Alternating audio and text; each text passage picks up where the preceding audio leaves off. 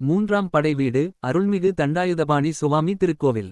பழனி முருகன் கோவில் தமிழ்நாட்டின் மிகவும் புகழ்பெற்ற முருகன் தலங்களில் ஒன்றாகும். இது முருகனின் மூன்றாம் படை வீடு எனப் போற்றப்படுகிறது.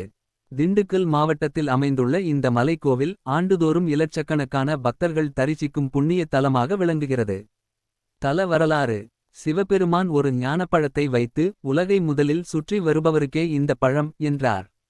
முருகனும் விநாயகரும் போட்டியிட்டனர்.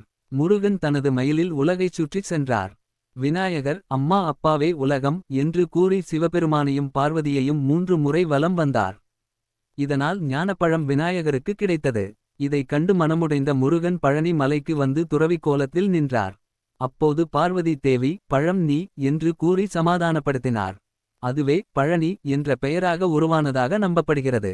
மூலவர் சிறப்பு: மூலவர் தண்டாயுதபாணி சுவாமி. கையில் தண்டம் ஏந்தி காவி உடையுடன் துறவிக் கோலத்தில் அருள்பாலிக்கிறார்.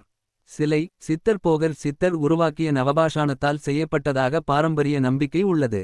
கோவிலின் சிறப்புகள்: சுமார் 693 படிகள் ஏறி சுவாமியை தரிசிக்கலாம்.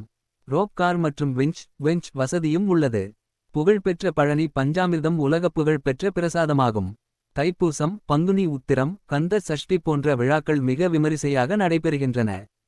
தரிசன பலன்கள்: கல்வியில் முன்னேற்றம், ஞானம் மற்றும் மன அமைதி, திருமண தடைகள் நீங்குதல், குழந்தை பாக்கியம், தொழில் மற்றும் வாழ்க்கையில் வெற்றி.